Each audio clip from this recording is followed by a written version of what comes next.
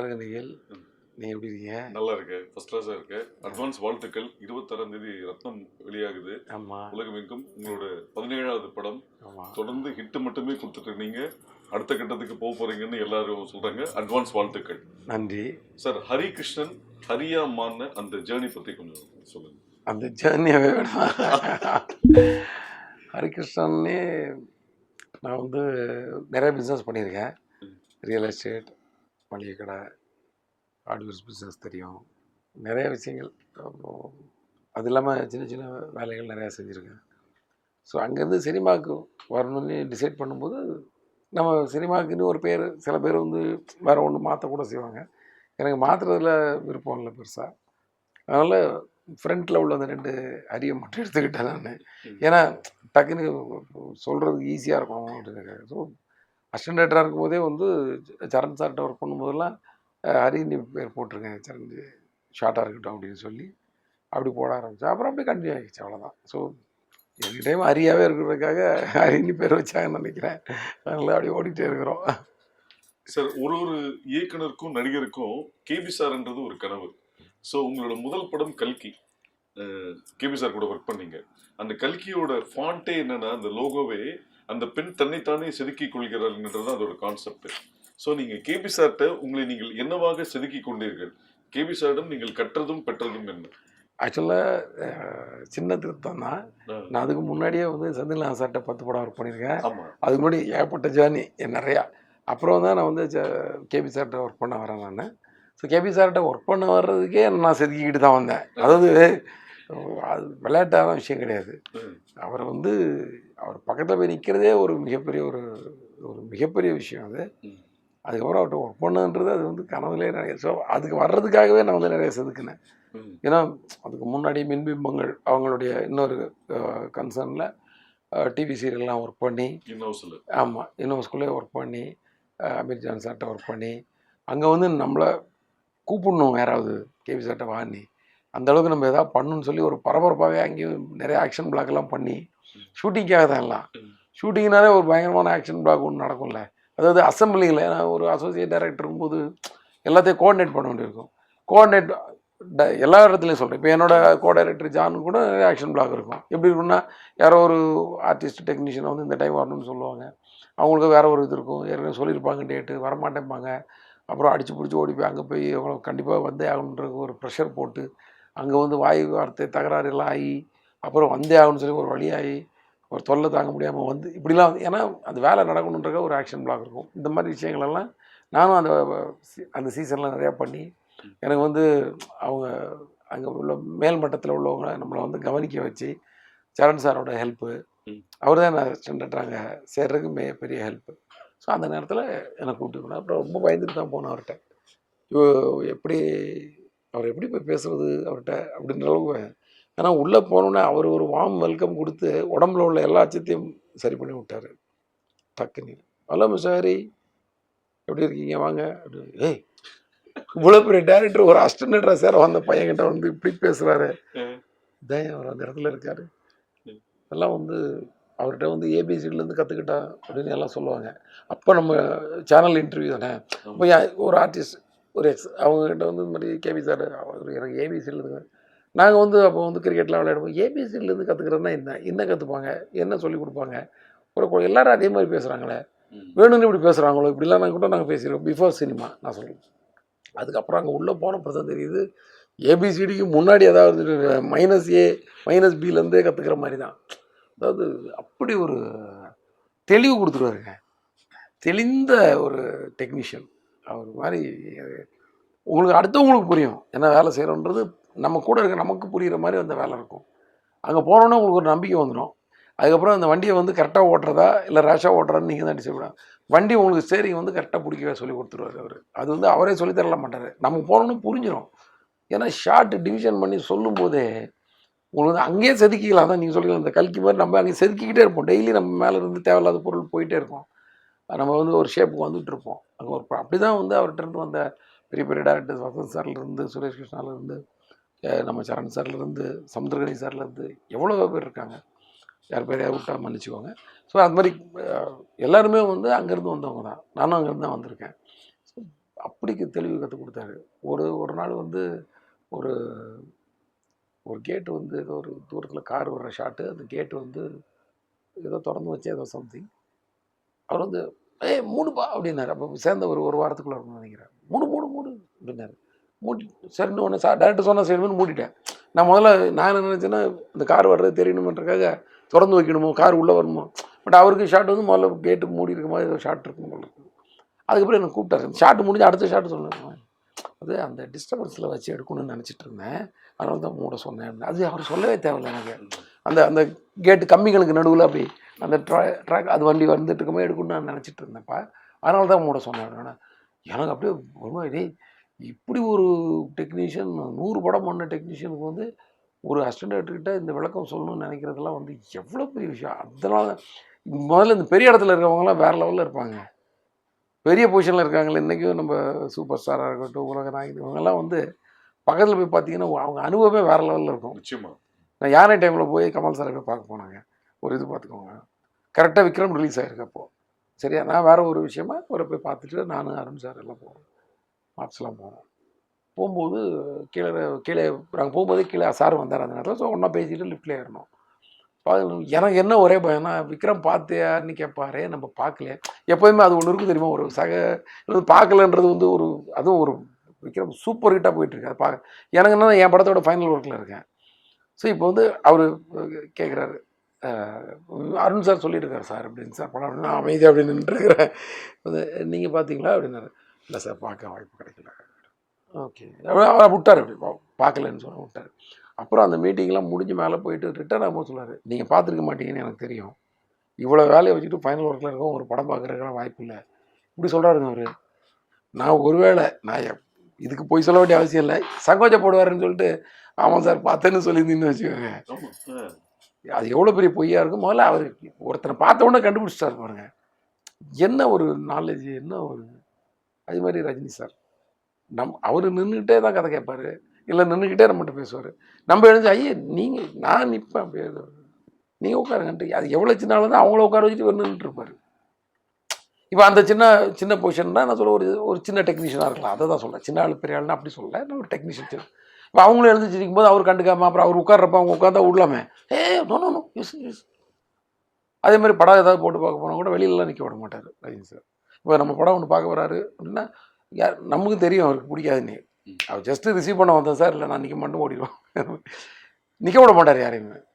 உங்களுக்கே தெரிஞ்சிருக்குன்னு நினைக்கிறேன். தெரியும். உங்களுக்கு நான் ஞாபகம் தான் படுத்துறேன். இதெல்லாம் வந்து எவ்வளோ பெரிய. சரி, அவங்க வெளியில் சும்மா நிற்கட்டும், அவங்க படம் நிற்கிறாங்க, நம்ம உள்ள படம் மாதிரி எனக்காக யாரும் வெயிட் பண்ணக்கூடாது, வேஸ்ட்டாக வெயிட் பண்ணக்கூடாது. அவங்கெல்லாம் தான் அந்தந்த இடத்துல இருக்கிறாங்க. அதுவும் அவங்க 2 பேருமே வந்து கேபியோட படைப்புன்றது மிகப்பெரிய ஒரு, ஏன்னா பயங்கரமான ஒரு ஃப்ளாஷ்பேக் கதையெல்லாம் எடுத்துட்டு ஐயோ இங்கே பேசுறதுக்கே அவ்வளோ இன்ட்ரெஸ்டாக இருக்கு. சார், இப்போ கேபி சாரை தொடர்ந்து உங்க நண்பர் சரணோட 3 படங்கள், அமர்க்களம், பார்த்தேன் ரசித்தேன், அல்லி அர்ஜுனா, அந்த எக்ஸ்பீரியன்ஸ் என்ன? இல்லை, இப்போ சரண் சார்கிட்ட வந்து அது வேலை மாதிரியே இல்லை, அது வந்து ஒரு பயங்கர ஒரு ஜேர்னி. அது அந்த வாய்ப்பெல்லாம் வந்து யாருக்குமே கிடைக்குமான்னு தெரில. நான் ஏற்கனவே அசிஸ்டன்ட் டைரக்டர் ஜாப்பை வந்து அவ்வளோ இன்ட்ரெஸ்ட்டாக என்ஜாய் பண்ணி பண்ணுவேன். அதுவும் ஒரு சரண் சார் வந்து முதல்ல ஒரு நண்பராக அறிமுகமாகி என்னோட நான் ஒர்க் பண்ணும்போது என்னுடைய சீனியராக ஒர்க் பண்ணி நிறையா கைட் பண்ணுவார், நிறையா ஐடியா கொடுப்பாரு. அப்புறம் அவர்கிட்ட நான் வந்து ஒரு டைரக்டராக ஒர்க் பண்ணும்போது எனக்கு அந்த ரிலேஷன்ஷிப் இருக்கு இல்லையா, ரொம்ப ஸ்ட்ராங்காக இருக்கும். எங்களுக்கு ஒரு ஃப்ரெண்ட்ஷிப்பும் இருக்கும், ஒரு டைரக்டர்ன்ற ரெஸ்பெக்ட் இருக்கும், ஒரு ஃப்ரெண்டுன்ற உரிமை இருக்கும். ஆமாம், நீங்கள் தான் கூட நீங்களே ஃப்ரெண்டுங்கிற உரிமை இருக்கும். அதே சமயத்தில் டைரக்டர்ன்ற அந்த ஒரு பிரமிப்பு இருக்கும். அவர் வந்து அவருடைய டைலாக்ஸு, அவருடைய மேக்கிங் ஸ்டைலு இதெல்லாம் பார்க்கும்போது அது ஒரு இன்ட்ரெஸ்ட்டு. நான் வந்து முழு மூச்சாக அந்த படத்தில் வந்து பின்னி எடுத்துடணும் வேலை செஞ்சு. நம்ம வந்து படமே இன்னும் 2 வருஷத்துக்கு பண்ணிடக்கூடாதுன்னு முடிவு பண்ணிட்டேன் நான் அந்த சரண் சார். ஏன்னா நான் அந்த வேலையை நல்லா என்ஜாய் பண்ணி பண்ணேன். அந்த நேரத்தில் தான் நிறைய கதைகள் கூட பண்ண முடிஞ்சுது. அவர் கூடவே தான் இருப்பேன். இப்போ எங்களோட ஜேர்னியை டிஸ்கஷன் டைமில் பீச்சில் போய் வாக் பண்ணுவோம். வாக் பண்ணிக்கிட்டே தான் கதை பேசுவோம். அப்புறம் சரவணபவனில் வந்து ஒரு காஃபி சாப்பிடுவோம். போகும்போது பால் குடிச்சிட்டு போவோம்னு நினைக்கிறேன். அப்புறம் காஃபி சாப்பிடுவோம். வாக்கிங் முடிச்சுட்டு வந்து அங்கேயே கதை பேசுவோம். அவங்க அப்படியே கொஞ்சம் ரிலாக்ஸாக 10 நிமிஷம் உட்காரும்போது நான் வீட்டுக்கு போய் மீன் வாங்கிட்டு வருவேன் பக்கத்தில் அங்கே. ஏன்னா அது ஒரு மாதிரி காலம். ஸோ அப்புறம் வந்துட்டு திருப்பி 8 மணிக்கு ஆஃபீஸ் கிளம்பி 8:30 மணிக்கெல்லாம் ஆஃபீஸ் போயிடுவோம். உட்காந்தோன்னா நைட்டு எப்போ முடியும்னே தெரியாது டிஸ்கஷன் அப்படி போயிட்டுருக்கோம். நல்ல ஆரோக்கியமான சண்டைகள் நடக்கும் டிஸ்கஷன் டைமில். நான் கொஞ்சம் நிறையா அவர்கிட்ட சண்டை போட வேண்டிய அவசியம் இருக்காது. ஏன்னா என் கருத்து ஒரு கருத்து நிறையா செட் ஆகும். நான் வந்து கொஞ்சம் எங்களுக்கு நல்ல ஒரு இது இருக்கும், ஒரு பேரலாக ஒரு ஐடியா கரெக்டாக ஒர்க் அவுட் ஆகும். அதனால் ஆர்குமெண்ட் தான் இருக்குமே தவிர சண்டை மாதிரி வராது. கேமராமேன் வெங்கடேஷ் வந்து நல்லா சண்டை போடுவார். ஆமாம், அது மாதிரி ஆர்குமெண்ட்டு பயங்கரமாக வேணும்னே ஸ்பின் பண்ணி விடுவார் பாலை. அது ஒரு நேற்று வரைக்கும் வேறு மாதிரி பேசுனீங்க, இன்னைக்கு போய் அவருக்கு கோவம் வரும். அவருக்கு சரண் சாருக்கு கோவம் வந்தால் கூட ரொம்ப டீசெண்டாக இருக்கும். அவருடைய அப்ரோச்சே எல்லாமே வந்து ரொம்ப ஒரு தன்மையான ஒரு ஆள் இல்லை. ஸோ அவர்கிட்ட ஒர்க் பண்ணும்போது இன்னும் வந்து நம்ம, ஏன்னா அவர் என்கிட்ட வந்து நான் 2வது படம் ஒர்க் பண்ணும்போது நினைக்கிறேன், பார்த்து அப்புறம் 3வது படம் ஒர்க் பண்ணும்போது நீங்கள் இந்த படத்தில் வேலை செய்யலை, உங்கள் படத்துக்கு நீங்கள் வாய்ப்பு தேடுறது தான் இந்த படத்துக்கு ஒர்க் பண்ணிக்கிட்டே அந்த வேலை செய்கிறீங்க. ஸோ அதர் தென் ஒர்க் டைம் நீங்கள் வந்து அந்த வேலையை என் கூட சுற்றிட்டு இருக்காதீங்கன்னு சொன்னவர். புரியுதா உங்களுக்கு? அது எவ்வளோ பெரிய விஷயம். அதெல்லாம் வந்து யாரும் அவ்வளோ சீக்கிரம் சொல்ல மாட்டாங்க. ஸோ அந்த மாதிரி ஒரு அது சார். நான் உங்களோட ஆரம்பத்துலேருந்து நான் உங்க கூட ட்ராவல் பண்ணி பார்த்துருக்கேன். அந்த அல்லி ஒரிஜினல்ல வந்து ஒரு சம்பவம் நடந்தது. என்னன்னா, ராதாகிருஷ்ணன் ரோட்ல ஒரு சந்துள்ள ஒரு வீட்டில் ஷூட்டிங் இருக்கும். 6 மணிக்கு பேக்கப் ஆனோடனே சரண் சார் வந்து நாளைக்கு எடுக்க போகிற சீன் உங்ககிட்ட பேசிட்டு அவர் கிளம்பிடுவார். நீங்கள் வந்து ப்ரொடக்ஷன் மேனேஜர்கிட்ட நாளைக்கு ஆர்டிஸ்ட், டெக்னீஷியன் எல்லா லிஸ்ட்டு கொடுத்துட்டு எக்ஸ்பிளைன் பண்ணிட்டு இருக்கும்போது கரெக்டாக 5:30 மணிக்கு 2 பைக்கில் 3 பேர் வருவாங்க. வந்தோடனே முடிச்சதுக்கப்புறம் அந்த 3 பேர் கம்பெனிலேருந்து காஃபி டீ கூட குடிக்க மாட்டாங்க. ஸோ நீங்கள் முடிச்சதுக்கப்புறம் ப்ரொடக்ஷன் மேனேஜர் நீங்கள் அந்த பைக்கில் ஏறிட்டு உங்களோட படம் டிஸ்கஷனுக்கு போயிடுவீங்க. ஸோ அந்த உழைப்பு தான் இன்னைக்கு இந்த அளவுக்கு கொண்டு வந்திருக்குன்றது வந்து நான் கண் கூட பார்த்துருக்கேன். ஸோ சரண் சார் சொன்ன மாதிரி அப்பயே நம்ம வந்து எப்படி டைரக்ட் பண்ண போறோம், நம்ம வந்து கதை பண்ணி வச்சிருவோன்ற அந்த ஃபயர் உங்ககிட்ட இருந்ததை நான் பார்த்தேன். அதுக்கு என்ன இன்ஸ்பிரேஷன் உங்களுக்கு? இன்ஸ்பிரேஷன் தான், நமக்கு எப்படியும் வந்து தனியாக ஒரு டைம் கிடச்சி உட்காந்து கதை பண்ணால் நம்மளே வந்து சும்மா உட்காந்தா தூசு ஓவராக அடைஞ்சு போயிடும். நீங்கள் ஒரு உங்கள் மொபைலே வச்சுட்டு காலையில் வச்சுட்டு சாயங்காலம் வந்து பாருங்கள், மேலே தேய்ச்சிங்கன்னா கொஞ்சம் அழுக்கெல்லாம் வரும். அது மாதிரி நம்ம சும்மா உட்காந்தோன்னா இதாயிரும். வேலை செய்யாமல் உட்காந்துட்டு நான் கதை பண்ணுறேன்னு உட்காந்தா சும்மா உட்கார மாதிரி ஆயிரும். இதுதான் நான் என்னோட ஸ்டூடெண்ட்ஸும் சொல்லுவேன். இப்போ ஒர்க் பண்ணிக்கிட்டே நீங்கள் கதை பண்ணுங்கள், அதுக்கு ஒரு டைம் எடுத்துக்கோங்க. நீங்கள் தான் ஒதுக்கி ஆகணும். நீங்கள் தான் உங்கள் தூக்கம் 8 மணி நேரம் தூங்காதீங்க, 5 மணி நேரம் தூங்க, அந்த 3 மணி நேரத்தில் கதை பண்ணுங்கள். சீக்கிரமாக குளிங்க, 1 மணி நேரம் குளிக்காதீங்க, 10 நிமிஷத்தில் குளிச்சுட்டு அந்த 50 நிமிஷத்தில் கதை பண்ணுங்கள். எனக்கே ஒரு நாள் டைரக்டர் வெளியூர் எப்படியோ நான் இப்படியே இருந்துட்டு இருப்போம், வெளியூர் ஒரு 5 நாள் போகிறப்போ அந்த 5 நாள் லீவாக கன்வெர்ட் பண்ணிக்கிட்டு ஆஃபீஸில் என் ஆஃபீஸில் உட்காந்து ஒர்க் பண்ணுங்கள். என் ஆஃபீஸில் நம்ம ஸ்டூடெண்ட்ஸ் எல்லாம் சேர்ந்து ஒவ்வொருத்த கதையை பேசிக்கோங்க. அது மாதிரி பண்ணலாம்ல. தனியாக நான் வந்து கதை பண்ணுறேன்னு சொல்லி லீவ் விடாதீங்க, உங்கள் மனசே தூசு அடைஞ்சு போயிடும். ஏன்னா வேலை செஞ்சுட்டு ஆடிய கால்களும் ஓடிய கால்களும் வந்து நின்னாச்சுன்னா அப்புறம் வந்து அது வந்து அப்படித்தானே உங்களுக்கு நமக்கு மனதளவில் நம்ம வந்து சும்மா இருந்தால் ஒரு ஐடியல் டெவில்ஸ் ஒர்க் ஷாப்பா அது மாதிரி ஒன்று சொல்லுவாங்க. அந்த மாதிரி ஒரு மாதிரி மைண்டு வந்து துருப்பிடிச்சி போயிடும் அப்படின்னு நான் சொல்லுவேன். அதுதான் நான் அன்றைக்கி கடைப்பிடிச்சது. நம்ம எல்லா டைரக்டர்ஸ்கிட்ட ஒர்க் பண்ணும்போது நம்ம இப்போ ஒர்க் பண்ணுறது தான் ஒர்க்கு. ஐ மீன் இப்போ கேதர் பண்ணுறது இப்போ பண்ணுறது தான். அதுக்கப்புறம் நமக்கு வந்து பெயின் தான்றது தெரிஞ்சிருச்சு. ஏன்னா நம்ம டேரக்டர்ஸ் போடுற அவஸ்தை, நான் ஒர்க் பண்ண எல்லா டேரக்டரும் பெயின்ஃபுல்லாக ஒர்க் பண்ணவங்க தான். செந்தில்நாத் சார்லாம் வந்து காலையில் வந்து ஒரு 2:30 மணி 3 மணிக்கு பேக்கப் பண்ணி ஒரு 3-3:15 வீட்டுக்கு வருவார். வந்துட்டு எப்போ படுப்பாருன்னு தெரியும், காலைல 5:30 மணிக்கு வெளியே வந்து நிற்பார். குளிச்சு ரெடியாகி விபூதி போட்டு சாமி கும்பிட்டுட்டு அடுத்த ஜேர்னி ஆரம்பிச்சிடும். ஒரு நாளைக்கு 2 ஷூட்டிங் 3 ஷூட்டிங் இப்படி போயிட்டுருக்கும். ஸோ அந்த உழைப்பெல்லாம் வந்து உங்களுக்கு அப்படிலாம் பணம் கூட தேவையில்லை. ஆனால் ஒரு படத்தை கமிட் பண்ணிவிட்டு அதை கரெக்டாக முடிச்சு கொடுக்கணுன்றக்காக அவங்க வந்து ஹார்ட் ஒர்க் பண்ணது. அது மாதிரி ஒவ்வொரு டேரக்டர்ஸோடய ஒவ்வொரு ஸ்பெஷாலிட்டி இருக்கும். நான் அந்த மாதிரி ஒவ்வொரு ஸ்பெஷாலிட்டி. ஸோ இதெல்லாம் வந்து உங்களுக்கு வந்து அந்த பெயின்ஃபுல்லாக தான் அந்த லைஃப் இருக்க போகுது. அங்கே போய் உட்காந்துட்டு நீங்கள் ரூம் போட்டலாம், அப்போ டிஸ்கஸ் பண்ணி கதை பண்ண முடியாது. அதுக்கப்புறம் ஒரு வாய்ப்பு கிடைச்சப்பறம் தான் நீங்கள் கதை பண்ண முடியும். வாய்ப்பு கிடைச்சதுக்கப்புறம் நீங்கள் உட்காந்து ஓடுறதுக்கு தான் டைம் சரியாக இருக்கும். ஹீரோ மீட்டிங் கூப்பிட்டாரு, மியூசிக் டைரக்டர் மீட்டிங் கூப்பிட்டாரு, கேமராமேன் இன்னைக்கு வர்றாரு, அவருக்கு கதை சொல்லு, ப்ரொடியூசரோட ஃப்ரெண்டு ஒருத்தர் வர்றாரு இப்போ ஃபஸ்ட்டு படத்தில், அவர் கொஞ்சம் சொல்லு, அவர் தான் இவருக்கு மோட்டிவேஷன் கொடுக்குறவர். ஐயோ இவரை இம்ப்ரூவ் பண்ணதோட இவர் ரொம்ப இம்ப்ரூவ் பண்ணு, இதெல்லாம் வரும். ஸோ இது மாதிரி இதுக்கே நேரம் சரியாக இருக்கும். ஐயோ இந்த ஹீரோயின் கிடச்சா நல்லா இருக்குமே, ப்ரொடியூசருக்கு பட்ஜெட் இருக்குமா, ஐயோ அந்த ஃபஸ்ட்டு படத்தில் கடந்து பரிதவிப்போம்ல, அது எப்போவுமே நமக்கெல்லாம் இருக்கும். இந்த படத்துக்கு யார் வரப்போகிறா, ஐயோ கரெக்டாக இருக்கணுமே, நடிக்க தெரியணுமே, டைலாக் பேச தெரியணுமே, நிறைய டைலாக் எழுதி வச்சுருக்கோம். ஒருவேளை லாங்குவேஜ் தெரியாத பொண்ணை போட்டால் டைலாக் கற்றுக் கொடுக்குறதுலே நம்ம டைம் போயிடும். அப்புறம் பர்ஃபார்மன்ஸுக்கு டைலாக் கற்றுக் கொடுத்து வர்றதுக்குள்ளே சீன் முடிஞ்சு போயிடும். அப்போ நம்ம காம்ப்ரமைஸ் பண்ணி ஷார்ட் எடுக்கணும். இப்படி நிறைய விஷயங்கள் கடந்து நம்ம போராடிக்கிட்டே இருக்க போகிறோம். இது மாதிரி ஆர்ட் டிபார்ட்மெண்ட் எடுத்து அது ஒரு போராட்டம், காஸ்டியூம் எடுத்து அது ஒரு போராட்டம், லொக்கேஷன் போராட்டம், மேனேஜர்ஸ் கிட்ட போராட்டம், இப்படிதான் இருக்க போகுது. ஆனால் இதுக்கு முன்னாடி நீங்கள் ஷோல்டரில் சுமக்கிறப்போ, தலையில் சுமக்கிறதுக்கு ஒரு டைரக்டர் இருக்காரு, தோளில் சுமந்துட்டு இருப்பீங்க உங்கள் வேலையை. அது வந்து கொஞ்சம் கம்மி, மண்டையில் சுமக்கிறத விட. அந்த நேரத்தில் தான் நீங்கள் கதை பண்ண முடியும். அந்த நேரத்தில் நீங்கள் உங்களோட படையை வந்து நல்லா சேனையை வந்து திரட்டி வச்சுக்க முடியும். அந்த டைம் தான். அதனால தான் நான் வந்து கேபி சார்ட்ட ஒர்க் பண்ணோன்னே, நான் ஆக்சுவலாக வந்து ரொம்ப முன்னாடியே படம் பண்ணுறதால எனக்குலாம் வாய்ப்பு கூட கிடச்சிது, கதை சொல்கிறதுக்கெலாம் வாய்ப்பு கிடச்சிது. நான் அவாய்ட் பண்ணிட்டேன் அந்த டைமில். நான் வந்து ஒரு 93 வள்ளிலாம் ஒர்க் பண்ண டைம்லலாம் கூட எனக்கு வந்து நிறைய என்னோடய ஃப்ரெண்ட்ஸ் நிறைய பேர் கதை சொல்ல போவாங்க. இப்போ நிறையா கம்பெனியில் கதை கேட்பாங்க தெரியுமா, க்யூவில் உட்காந்து கதை சொல்லலாம். எல்லாம் அப்படி இருந்துச்சு நிறையா. அதுவும் சூப்பர் குட்லலாம் க்யூவில் இருந்து கதை சொல்லுவாங்க. அதே மாதிரி வாய்ப்பு கொடுத்துட்ருப்பாங்க. அவங்கெல்லாம் வந்து சூப்பர் குட் சௌத்ரி சார்லாம் one of the best producer, one of the producer. அத்தனை பேருக்கு வாய்ப்பு, என்ன தைரியம் பாருங்கள், டிசைடிங் கெப்பாசிட்டி. இந்த படம் நம்ம எடுக்கலான்ற ஒரு புது டைரக்டர் நம்பி எடுக்கிறது, இந்த மாதிரி விஷயங்கள். அந்த டைமில் நான் வந்து என்ன பண்ணேன், அவாய்ட் பண்ணிக்கிட்டேன். வேண்டாம், கொஞ்ச நாள் நல்லா கற்றுப்போம், நமக்கு அவசரம் இல்லை. ஏன்னா இது வந்து அதுக்கப்புறம் நம்ம கற்றுக்க முடியாதுன்னு நினைக்கிறேன். வாத்தியார வேஷம் போட்ட பிறகு நம்ம கற்றுக் கொடுக்க வேண்டிய கட்டாயத்தை வந்துடுவோம். அதுக்கப்புறம் நம்ம கற்றுக்கிறதுக்கு ரொம்ப கஷ்டமாயிடுவோம், டைம் இருக்காது அப்படின்ட்டு தான் நான் உட்காந்துட்டு இருந்தேன். அதில் தான் எனக்கு கேபி சார்ட்ட வாய்ப்பு கிடச்சிது. ஸோ கேபி சார்ட்ட இருந்து சரண் சார்கிட்ட வரும்போது வந்துன்னா, கேபி சார்கிட்ட இருந்து கற்றுக்கிட்ட உடனே ஐயோ இது வந்து நம்ம கரெக்டாக போய் லேண்ட் ஆகணும் அப்படின்னு சொல்லி நான் டிசைட் பண்ணி சைலண்டாக இருந்துட்டேன். வாய்ப்பே தேடி ஆக்சுவலாக ரொம்ப அலையலை. நான் அசிஸ்டன்ட் டைரக்டராக ஒர்க் பண்ணுறது தான் நிறைய வாய்ப்பு தேடி அலைஞ்சேன். டைரக்டர் வாய்ப்புன்றது எனக்கு ரொம்ப கொஞ்சம் சுலபமாக கிடச்சின்னு கூட சொல்லலாம். ஏன்னா நான் பெரிய டைரக்டர்ஸ் கூட, பெரிய ஹீரோஸ் கூட, பிரசாந்த், சிம்ரன், இந்த காம்போவில் நான் ஒர்க் பண்ணிகிட்டு இருந்தேன், பார்த்தியன் ரைசன். ஸோ அவங்களாம் பேசும்போது வாட் நெக்ஸ்ட் சார் அப்படிலாம் ஒரு ஃப்ரெண்ட்லியாக பேசும்போது, உங்களுக்கு இப்படி ஒரு சீன் எப்படி இருக்குது சிம்ரன், இந்த மாதிரி ஒரு சீன் எப்படி இருக்குது, ஓ எஸ் வெரி நைஸ், நைஸ்யா பிரசாந்த், இப்படிலாம் அவங்களுக்குள்ள பேசிட்டு இப்படி வந்து எனக்கு இதுக்கெல்லாம் வந்து இதெல்லாம் எப்படி நடந்துச்சுன்னா, சரண் சார்ன்ற ஒரு மனிதர் அவர் நண்பனாக இருந்ததுனால தான். இல்லை இன்னொருத்தராக இருந்தால் இவ்வளோ ஈஸியாக நம்ம எல்லார்ட்டும் பழக முடியாது.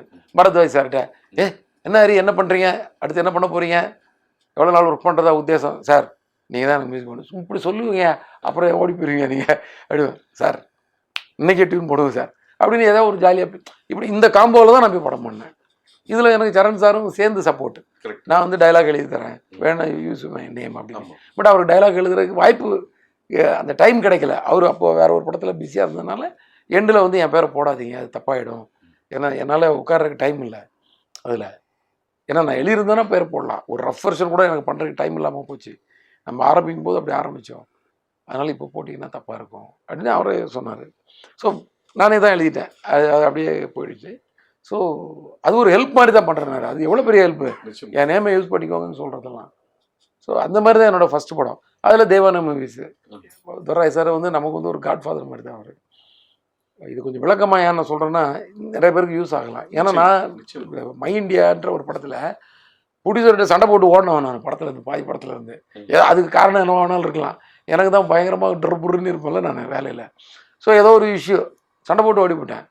ஒரு வாரம் கழிச்சு என்ன குமார் சார் ஆஃபீஸில் பார்க்குறாரு. அவர் என்ன பிரதர் ஏதாவது ஒரு விஷயம் சொல்லிங்கன்னா உடனே ஓடிடுவீங்களா, வந்து வேலை செய்யுங்க பிரதர் அப்படின்னு அவர் உரிமையோட சொல்கிறாங்க. ஒரு ப்ரொடியூசரு, அவர் எவ்வளோ கிரேட் பாருங்கள் அவர். ஸோ அதுக்கப்புறம் போய் ஒரு கொஞ்ச நாள் ஒர்க் பண்ணேன். அதுக்குள்ளே எனக்கு வேறு ஒரு ஒர்க் கிடச்சி போய்ட்டு அதுக்குள்ளே படமும் முடிஞ்சிருச்சு அந்த படம். ஆனால் அந்த படம் போய் ஒர்க் பண்ண ஆரம்பித்ததே ஒரு பாதியிலேருந்து தான் நினைக்கிறேன். Alex Pandian sir director. So அப்படி ஒரு எக்ஸ்பீரியன்ஸு. அவர் என்னன்னா அவர் கணிக்கிறார் பாருங்க, அடுத்து எனக்கு அவர் வாய்ப்பு கொடுக்குறாரு. பாதியில் ஓடி போனவன் நான். ஏன் ஓடி போனான், அதான் அவரோட ஏன் ஓடி போனான்னு எனக்கு தெரியும். என்ன காரணத்துக்காக அவனுக்கு அந்த கோவம் வந்துச்சுன்னு எனக்கு தெரியும். அவர் தான் சொன்னார், கோவம் இருக்கிறவனுக்கு தான் சொரணம் இருக்கும், சொரணம் இருக்கவன் தான் வேலை செய்வான். அதை தான் நான் பிடிச்சிக்கிட்டேன். நான் எல்லார்ட்டையும் நான் அதை சொல்லுவேன், நான் ஸ்ப்ரெட் பண்ணுவேன் நல்ல விஷயங்களை. உங்கள் கோவத்தை வந்து வேலைக்காக வெயிட்டிங்கில் வைங்க, உங்கள் கோவத்தை வேஸ்ட் பண்ணிடாதீங்க, தேக்கி வைங்க. உங்கள் வேலை வரலாம் அதில் காட்டுங்க. உங்கள் வேலையில் நீங்கள் கோவத்தை காட்டினா வேறு யாருக்குமே கோவம் வராது, வேலைக்காக தான் கோவப்படுறான்ட்டு. கரெக்டாக? இதே நீங்கள் உங்கள் கேரக்டரை நான் கோவப்படுற கேரக்டர் காட்டிங்கன்னா உங்களை பார்த்தா எவனும் மதிக்க மாட்டான். பட் உங்கள் வேலைக்காக வந்து சீக்கிரம் நடக்கணுன்றக்காக, அந்த வேலையை நல்லா செய்யணுன்றக்காக நீங்கள் ஒரு கோவப்பட்டீங்கன்னா அவங்க வந்து வேலை அது வந்து இதை வச்சுக்கோங்கன்னு நான் நிறைய பேருக்கு என்னால் முடிஞ்ச இதை சொல்லுவேன் கருத்து. ஏன்னா எங்கள் தேவான மூவிஸ் ப்ரொடியூசர் சார் சொன்னாங்க, நல்ல விஷயங்கள் எங்கேருந்து வேணாலும் வருங்க, ஒவ்வொருத்தர்கிட்ட ஒன்று வரும். எனக்கு அவர் தான் வாய்ப்பு கொடுத்தாரு, வாய்ப்பு மட்டும் கொடுக்கல, அந்த படம் அவரே ஒரு கிரியேட்டிவ் ப்ரொடியூசர் தான், ரொம்ப வந்து இன்வால்வ் ஆகி பண்ணுவார் எல்லா படத்துலையும். என்கிட்ட ஃபஸ்ட்டு டே ஷூட்டிங் தூரத்தில் வந்து பார்த்தாரு. குமார் அண்ணங்கிட்ட சொல்லிட்டாரு மேனேஜர்கிட்ட, நான் இந்த படத்துக்குள்ளே வரமாட்டேன், அவங்க பண்ணட்டும் அப்படின்ட்டு. அது சொன்னது வந்து எனக்கு இன்னும் பெரிய பொறுப்பாயிடுச்சு, ஜாஸ்தி ஆயிடுச்சு. சரி, அவர் வந்து ஷூட்டிங் ஸ்பாட்டெல்லாம் வந்து கொஞ்சம் நம்மளை வந்து இது பண்ணுவார் போல இருக்குன்னு பயந்துட்டு தான் இருந்தேன் நான், உண்மையாக சொல்கிறேன். ஆனால் அவர் அது மேலே எதுவுமே ஒரு கேள்வி கேட்கல, அவ்வளோ சப்போர்ட்டு அது. ஸோ எவ்வளோ பேர் ஒருத்தருடைய வெற்றிக்கு வந்து எத்தனை பேர் துணையாக நிற்கிறாங்க பாருங்கள். இந்த மாதிரி தான் ஒவ்வொருத்தர் ஒவ்வொன்றும் கற்றுக்கிட்டு ஒன்று இது மாதிரி நான், அதாவது அந்த அசிஸ்டன்ட் ஜாப்பை வந்து ஒரு என்ஜாய் பண்ணி அங்கேருந்தே ஒரு ப்ரொடியூசர் எனக்காக தயாராகி, நான் அந்த ப்ரொடியூசருக்காக தயாராகி என்னை வந்து ஒரு 2 ஹவர்ஸில் ஒரு கதையை கேட்டு கன்ஃபார்ம்னு சொல்லி உடனே போய் ஒரு எல்லா ஆர்டிஸ்டையும் பார்த்து கன்ஃபார்ம் பண்ணி, பரத்வாஜ் சார், அது எல்லா டெக்னீஷியன், பிரியன் சார் ஏற்கனவே அசிஸ்டன்ட் டேரக்டராக இருக்கும்போதே அவரை நான் வந்து ஃபாலோ பண்ணிகிட்டு இருந்தேன். நான் வந்து சேரன் சார் படத்தில் வந்து நானும் சேரன் சார் ஒரு சாங் எடுக்கிறக்காக டெல்லி போனோம். அப்போ பிரியன் சார் வந்திருந்தார். ஏன்னா இப்படி ஒரு ஒர்க் பண்ணிகிட்ருக்காரு, ஒரு இவ்வளோ இன்ட்ரெஸ்ட்டாக ஓடி இது பண்ணி ஒரு பயங்கரமாக இருக்காருன்னு சொல்லி அவரோட ஃபேன் ஆகிட்டேன் நான். ஸோ அவரை பார்க்கும்போதெல்லாம் எங்கேயாவது அடிக்கடி மீட் பண்ணுவேன், அவர்கிட்ட ஏதாவது ஒரு கதை சொல்லுவேன், சீன் சொல்லுவேன், சாங் சிச்சுவேஷன் சொல்லுவேன். நான் சொல்கிறது படம் பண்ணுறதுக்கு முன்னாடி. அப்போ அதில் வந்து மைனஸ் ப்ளஸ் எல்லாம் சொல்லுவார். ஸோ ஃபஸ்ட்டு படம் பண்ணும்போது ஒரு பண்ணணும்னு நினைப்பேன். ஆனால் நான் வெங்கடேஷ் கூட தான் போகிறதா பிளான் பண்ணியிருந்தேன். அப்படி தான் இருந்துச்சு அந்த தருணம். ஆனால் அவர்கிட்டே ஒர்க் பண்ணணுன்னு ஆசைப்படுவேன், இப்படி இருந்துச்சு. அதுக்கப்புறம் அவர் ஃபஸ்ட் படத்துக்கு அவரே வந்தார். ஏன்னா வெங்கடேஷ் வந்து சரண் சார் படத்தில் பிஸி ஆகிட்டார் அந்த ஜெமினியில். ஸோ நான் வந்து பிரியன் சார், அப்போ அடுத்த சாய்ஸ் எனக்கு பிரியன் சார் தானே ஒர்க் பண்ணேன். அவர் பிரியன் சார் வந்து வேலையில் வந்து ரொம்ப டார்ச்சர் பண்ணுவார். அதாவது நாங்கள் வந்து எல்லோரும் நினைப்பாங்க 15 படம் ஒன்றா ஒர்க் பண்ணியிருக்காங்க, ரொம்ப ஒற்றுமையாக இருந்துப்பாங்க போல இருக்கு ஸ்பாட்லன்னு. நிறையா சண்டை தான் போடுவோம் நாங்கள். அதுதான் எனக்கு ரொம்ப பிடிக்கும். அதுதான் சொல்லுவேன், கதை ஆர்டிஸ்ட் நம்ம வந்து வேலைக்காக சண்டை போடுற வரைக்கும் அது வந்து 6 மணிக்கு மேலே கிடையாது. 6 மணிக்கு மேலே நீங்கள் சண்டை போட்டால் தான் அது ரிஃப்ளெக்ட் ஆகும். வேலையில் சண்டை போடுறது அது இந்த சண்டைன்றது வந்து ஒரு ஆர்கியூமெண்ட், ஹார்ஷ் ஆர்கியூமெண்ட்ஸ், அவ்வளோதான். சண்டைன்றது கத்தி எடுத்துகிட்டு அந்த சண்டை ஹார்ஷ் ஆர்கியூமெண்ட்ஸ். நான் டைரக்டர், நான் சொன்னது தான் எல்லாம் செஞ்சாகணுன்றதெல்லாம் வந்து அப்படி கிடையாது. அது வந்து கன்சிடர் பண்ணணும், இது பண்ணணும், அவங்களுக்குன்னு ஒரு உரிமை இருக்குது, அவங்களுக்குன்னு எல்லா டெக்னீஷியனும் இருக்குல்ல, எல்லாத்தையும் நம்ம இம்ப்ளிமெண்ட் பண்ணணும். அப்படி தான் நாங்கள் ஒர்க் பண்ணோம். பட் இன்றைக்கி அவரை மிஸ் பண்ணுறோம். எவ்வளோ பெரிய கிரேட். தாமிரபரணி, பூஜை, ரத்னம் 8 வருஷ கேப். ஸோ விஷால்கிட்ட நீங்கள் பார்த்த டிரான்சிஷன், அதே மாதிரி ஹரியோட ட்ராவல் இந்த 3 படத்தில் எப்படி சேஞ்ச் ஆயிருக்கு, என்ன சேஞ்ச் ஆயிருக்கு? என் சைடெலாம் எனக்கு ஒரு பெரிய சேஞ்செல்லாம் எனக்கு தெரியல. அதே வேலையாக அதே இதை நான் வந்து கடமைன்னு பார்த்துட்ருக்கேன்னு நினைக்கிறேன். பெரிய சேஞ்ச் இருக்காது. நான் என்னோடய படங்கள் நல்லா இன்றைக்கி அப்டேட்டடாக ஏதாவது பண்ணுறோமான்னு தான் நான் வாட்ச் பண்ணிக்கிட்டு இருப்பேன். அந்த மாதிரி ஏதாவது கதை அமையுதா, அந்த கதையில் ஒரு ஸ்க்ரீன் ப்ளே நல்லா பண்ண முடிஞ்சிருதா, நல்ல வசனங்களை எழுதிட முடியுதா, ஏதாவது அப்டேட்ஸ் இருக்காப்பா, ஏதாவது பண்ண வேண்டியிருக்கா படத்தில், இந்த மாதிரி தான் நம்ம. அவ்வளோதானே தவிர பெரிய சேஞ்ச் என்கிட்ட கிடையாது. விஷால்கிட்டையும் ரொம்பலாம் சேஞ்ச் கிடையாது. அவர் எப்போதுமே வந்து கூல் ஹீரோ தான். அவர் நல்லா ஜாலியாக வந்து வேலை செஞ்சுட்டு போகிறவர். ரொம்ப வந்து இந்த படத்தில் மட்டும் ஒரு சின்ன சேஞ்ச் என்னென்னா, அவர் அடுத்த படம் டைரக்ட் பண்ண போகிறதுனால ஒரு பர்டிகுலர் ஷெடியூலுக்கு அப்புறம், ஒரு 2 ஷெடியூலுக்கு அப்புறம் பார்த்தீங்கன்னா உங்களுக்கு வந்து ரொம்ப ஒரு டேரக்டர் உள்ள வந்துட்டார். அதனால் நிறைய கேள்வி கேட்க ஆரம்பிச்சார். அதை நான் பேசிப்பேன், அவர்கிட்டே சொல்லுவேன், நான் டைரக்டர் வேலை செய்கிறாரா, ஓகே பட் நல்லா இருக்கும் கேள்வி, எனக்கே ரொம்ப ஹாப்பியாக இருக்கும். இப்போ அது வந்து முன்னாடி அது கூட கேட்க மாட்டேன். ஏன்னா அது முதலே வந்து கதை கேட்கும்போதே ஏதாவது கேள்வி இருந்தால் கேட்டுருவார். அதோட அவர் வந்து டோட்டலாக டைரக்டர் படிச்சுட்டு அவர் பாட்டு கூலாக வந்து ஆக்ஷன்னாக தான் அவர் சீரியஸாகவே ஆவார். அது வரைக்கும் சாதாரணமாக கேஷுவலாக தான் நின்றுருப்பார் அந்த மாதிரி. ஸோ இந்த படத்தில் அந்த சேஞ்ச் இருந்துச்சு.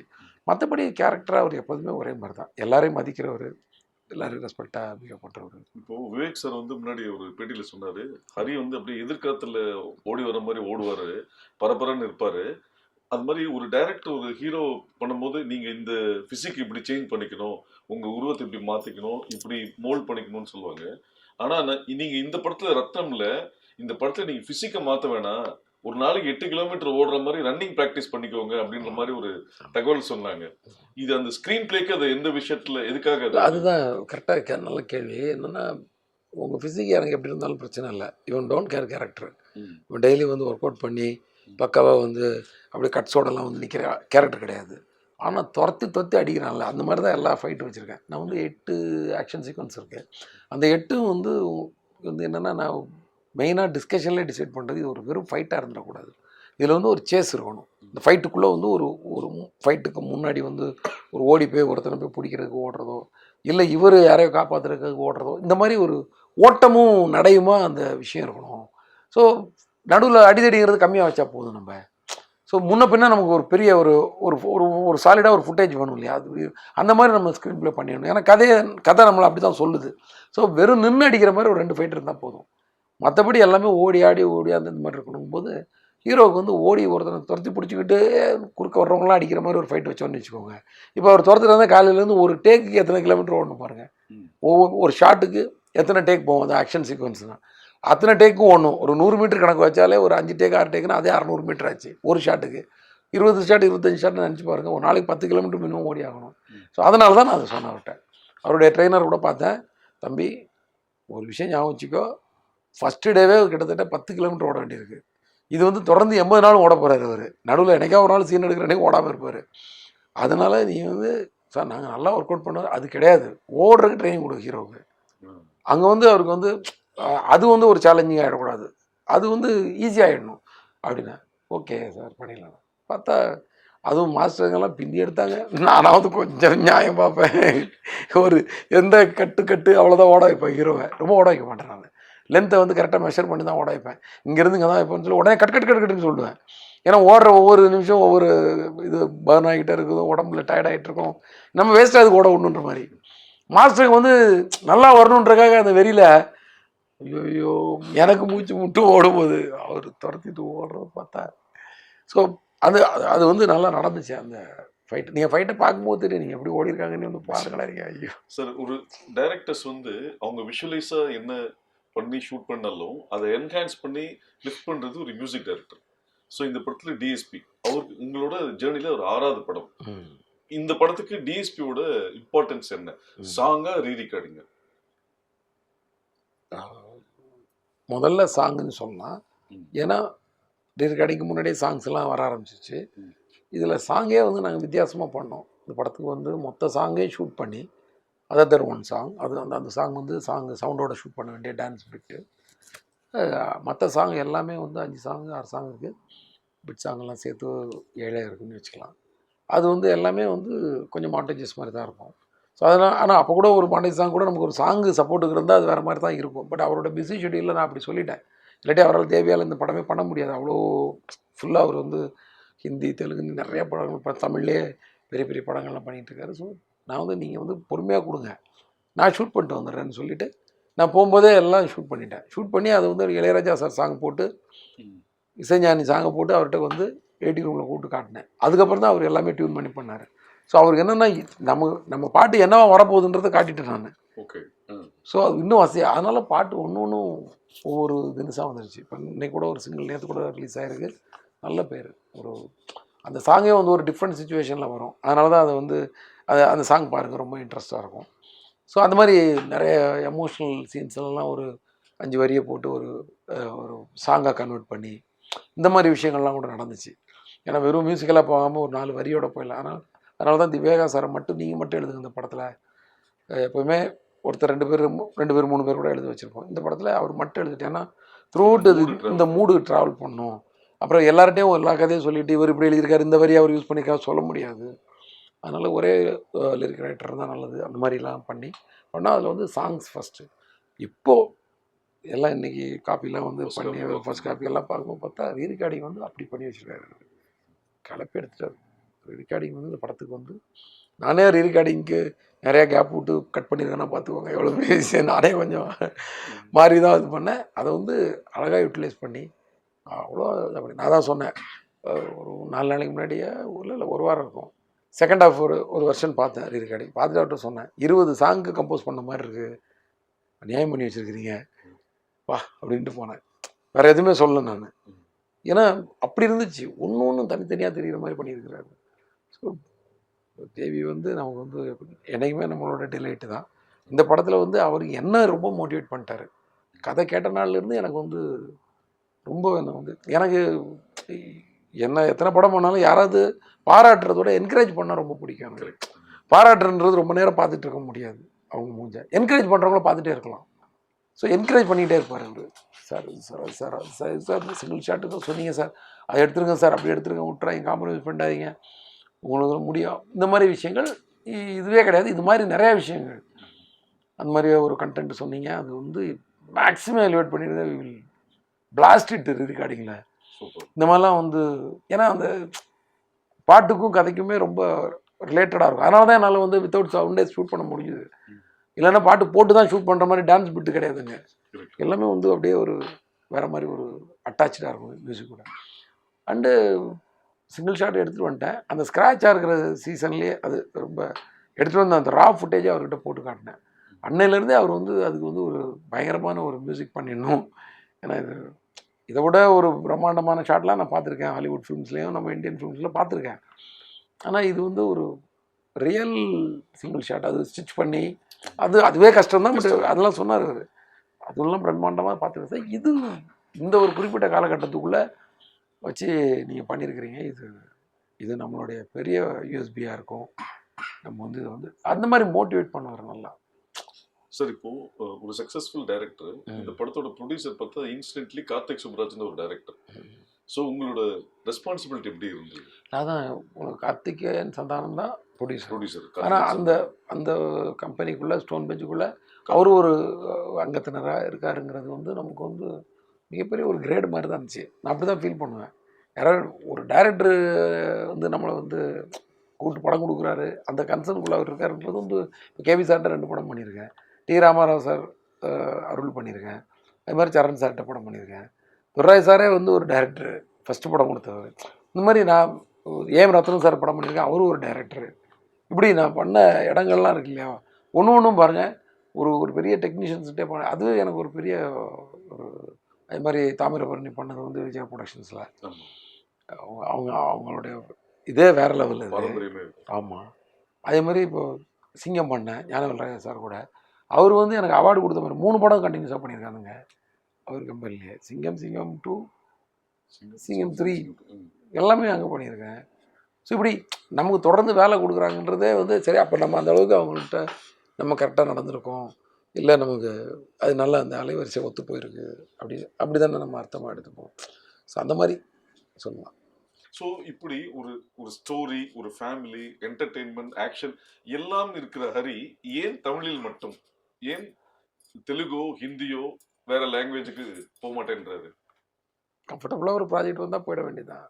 பட்டு அந்த மாதிரி ஒன்றும் கண்டிப்பாக போகணுன்னு நான் தான் சொல்கிறேன். எனக்கு பெருசாக இங்கே போய் ஒன்று சாதிச்சே ஆகணும் அப்படின்லாம் எனக்கு கிடையாது. கொடுக்குற வேலையை சிறப்பாக செய்யணுன்றது மட்டும் தான் மோட்டிவ். ஆக்சுவலாக எப்படியா நம்ம ஒரு ஹிந்தி படம் எடுத்து நிறையா ஆஃபர்ஸ் வந்துச்சு ஹிந்தி படம். ஏன்னா நான் ஹிந்தி படமே நீ பார்க்குறதில்ல, உனக்கு படம் எடுக்கிற வேறு வேலையா, நீ என்னை பார்த்து நானே கேள்வி கேட்டுருந்தேன். அப்போ கம்பெனி இருக்கு கொஞ்ச நாள். புரியுதா உங்களுக்கு? முதல்ல ஹிந்தி படம் எடுக்கணும்னா நம்ம முதல்ல ஹிந்தியில் படம் நிறையா பார்க்கணும். அவங்க என்ன ஸ்டைலில் இருக்காங்கன்னு யோசிக்கணும். அவங்களுடைய மேக்கிங் ஸ்டைல்லேருந்து அவங்களுடைய எல்லாமே நமக்கு தெரியணும் இல்லையா? நம்மளே ஏதோ ஒரு ரொம்ப முக்கியமான படங்கள் தான் ஹிந்தியிலே பார்க்க முடியும். அதனால் அதுக்கெல்லாம் அவ்வளோலாம் நமக்கு அது இல்லாமல் ஹிந்தி பண்ணி ஆகணுன்ற பெரிய மோட்டிவேஷனாக எனக்கு கிடையாது. தெலுங்கு பண்ணி ஆகணும், கன்னடம் எல்லாத்துலேயும் பண்ணுறதுக்கு இன்ட்ரெஸ்ட் தான். நான் நிறையா மீட்டிங்ஸ் போயிருக்கேன். அதுவெல்லாம் சரியாக ஒர்க் அவுட் ஆகாமல் கூட இருந்திருக்கும், அது வேறு விஷயம். ஆனால் கண்டிப்பாக இதை பண்ணி ஆகணும், நான் தமிழ் தான் பண்ணுவேன்ற பிடிவாதமும் கிடையாது, மற்ற படங்களும் நான் பண்ணுன்ற பெரிய வேகமும் கிடையாது. எந்த ப்ராஜெக்ட் வருதோ, இப்போ அடுத்த ப்ராஜெக்ட் என்ன வருதோ அதை கமிட் பண்ணிப்பேன், அதை சிறப்பாக செஞ்சிடுவோம் ஒரு வருஷம் உட்காந்து, அவ்வளோதான். சார் இது வந்து 14th April 2002 ஃபஸ்ட் படம், இன்சிடென்ட்லி 26th April 17வது படம். இந்த 22 வருஷ ஜேர்னியை வந்து ஹரி எப்படி பார்க்குறாரு? இன்னும் நமக்கு வேலை கொடுத்துட்டு இருக்காங்கன்ற ஒரு சந்தோஷம், அந்த வேலையை சிறப்பாக கரெக்டாக செஞ்சுட்டு இருக்கோமான்ற ஒரு கேள்வி, எப்படி சிறப்பாக செய்கிறதுன்ற தேடல், இப்படி ஓடிட்டு இருக்க வேண்டிய, அவ்வளோதான் சார். அது ஒரு அறிஞர் சொன்னார், உண்மையான வெற்றி என்பது தவிர்க்க முடியாத இடத்திற்கு வருவது தான் வெற்றின்னு சொல்லியிருக்காரு. தவிர்க்க முடியாத இடத்தில் இருப்பது தான் உண்மையான வெற்றின்னு சொல்லியிருக்காரு. தவிர்க்க முடியாத இடத்தில் இருப்பது உண்மையான வெற்றி. ஓகே. ஸோ இன்னைக்கு ஹரி வந்து தமிழ் சினிமாவில் தவிர்க்க முடியாத இடத்தில் இருக்கிறார். அவர் 17 படங்கள் என்பது எண்ணிக்கையில் கம்மி தான், ஆனால் குவாலிட்டி அதிகம். ஏன்னா 22 வருஷத்துல ஒரு விஷயமும் பார்த்து செதுக்குறீங்க. ஸோ விரைவில் நீங்கள் அடுத்தடுத்த லாங்குவேஜும் அடுத்தடுத்த படமும் பண்ண வாழ்த்துக்கள். அது ஓகே. தவிர்க்க முடியாத இடத்துலாம் நல்லா இல்லைங்க. தவிர்க்க முடியாத இடம்ன்றதெல்லாம் வந்து அது 5 வருஷத்துக்கு ஒன்று மாறிக்கிட்டே இருக்கும். ஒவ்வொரு டேரக்டர் வந்து சக்ஸஸ் பண்ணுவாங்க, அப்போ அடுத்தடுத்தவங்க வந்து தவிர்க்க முடியாத இடத்துக்கு போவாங்க. எல்லா ஆர்டிஸ்ட்டும் அவங்ககிட்ட படம் பண்ணணுன்னு ஆசைப்படுவாங்க. இப்போல்லாம் நம்மகிட்ட எல்லாரெல்லாம் படம் பண்ணணும்னு ஆசைப்பட மாட்டாங்க. அதே மாரி ஒரு படம் வரும், அதை நம்ம செஞ்சுக்கலாம், அப்படி தான். இப்போ இன்னைக்கு கரண்ட்டில் படங்கள் பண்ணி யார் நல்ல லைம் லைட்டில் இருக்காங்களோ அந்த 4-5 டேரக்டர்ஸுக்கு தான் அந்த இடம் இருக்கும். அதனால் நான்லாம் கிடையாது. அது நான் வந்து உண்மையை தான் சொல்கிறேன். என்னுடைய ப்ரெசன்ஸ் கூட அந்த மாதிரி இருந்திருக்கும் ஒரு இடத்துல, ஒரு காலகட்டத்தில். அந்த நேரத்தில் வந்து நிறைய டைரக்டர்ஸ், நிறைய ப்ரொடியூசர்ஸ், நிறைய ஹீரோஸ் வந்து இவர் கூட படம் பண்ணி நிறைய பேர் அப்ரோச் பண்ணியிருப்பாங்க. அந்த நேரத்தில் அது வந்து தவிர்க்க முடியாத அந்த ஒரு 5-6 பேர், 7 பேர், 8 பேரில் நானும் இருந்திருக்கலாம். ஆனால் இப்போ அந்த இடத்துல நான் கிடையாது. இப்போ நான் எனக்கும் வேலை கிடைக்குது. எனக்கு வந்து சரி இந்த இவங்ககிட்ட படம் கொடுத்தா ஒரு ஹார்ட் ஒர்க் பண்ணி கரெக்டாக எடுத்து கொடுத்துருவான் சொன்ன டைமில்ன்ற ப்ரொடியூசரோட நம்பிக்கை. ஹீரோஸ் வந்து சரி இவர்கிட்ட போனால் அது டைமிங்கில் தான் ரொம்ப டார்ச்சர்னு கேள்விப்பட்டிருக்கோம். மற்றபடி கொஞ்சம் கரெக்டாக தான் பண்ணுவார் போல இருக்குது, போகலான்ற நம்பிக்கையில் வரலாம் மேபி. அப்படி அவ்வளோதானே தவிர தவிர்க்க முடியாத இடம்லாம் வந்து வேறு டேரக்டர்ஸ் கிட்ட இருக்குது. அவங்க பேரெல்லாம் நான் சொல்லணுமா? ஸோ எல்லாம் நம்ம நண்பர்கள் தான் எல்லாரும். ஸோ வாழ்க்கையில் வந்து வார்த்தைகள் ரொம்ப முக்கியம், கமிட்மெண்ட் ரொம்ப முக்கியம்னு சொல்லுவாங்க.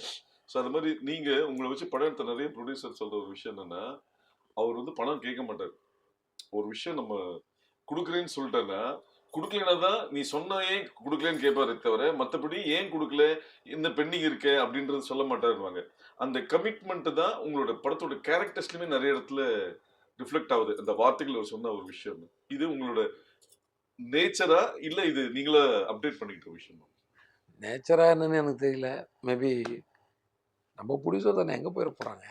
சினிமாவுக்கு வந்து நம்ம என்ன கவர்லேயே கொடுக்குறாங்க? நல்லா சந்தோஷமாக தானே காசு கொடுக்குறாங்க. என்ன சொல்கிறீங்க? ஓகே, ரொம்ப ப்ரெஷர் போட்டுக்க தேவையில்ல. நமக்கு இன்னொரு சம்பளம் ஊதியம் கொடுக்குறாங்க, நம்ம வந்து ஒரு வேலை செய்கிறோம், அதை போட்டு ப்ரெஷர் பண்ணிட்டு அரிசி மூட்டை குறைஞ்சாதாங்க பரபரப்பாகணும் வீட்டில். அரிசி இல்லைனா தான் நீங்கள் டென்ஷன் ஆகி கடைக்கு ஓடணும். அந்த நேரத்தில் நீங்கள் காசு எங்கே இருக்குது? 1 கிலோ அரிசி வாங்குறதுக்கு 50 ரூபா இல்லையான்னு. மற்ற நேரத்தில் நீங்கள் கூலாக இருக்கலாங்க, ஒன்றும் அவசரம் கிடையாது. எங்கேயும் போயிடாது. எல்லா காசும் இண்டஸ்ட்ரிக்குள்ளே நம்ம ப்ரொடியூசர்கிட்ட, நம்ம ஃபினான்சியர்ஸ்கிட்ட, நம்ம டிஸ்ட்ரிபியூட்டர்கிட்ட, நம்ம தேட்டருக்காரங்கிட்ட, அப்படியே நம்ம மக்கள்கிட்ட தான் இருக்குது எல்லாமே. எல்லாம் ஒரு ரொட்டேஷன் தான். என்ன சொல்கிறீங்க? நமக்கு ஒரு 100 பேர் சேர்ந்து காசு போட்டு நமக்கு சம்பளமாக கொடுப்பாங்க. நம்ம படங்களை பார்த்து நம்ம ஒரு எங்கேயோ கொடுப்போம். இப்படி வந்து அது ரொட்டேஷன். இந்த காசுக்காகலாம் கிடந்து போராடிட்டு இருக்கிறதுலாம் தேவையில்லை. அது ஆட்டோமேட்டிக்காக நடக்கும். அது நீங்கள் உங்கள் வேலையை மட்டும் பாருங்கள், ஆட்டோமேட்டிக்காக நடக்கும். தேங்க்யூ. நன்றி. நன்றி.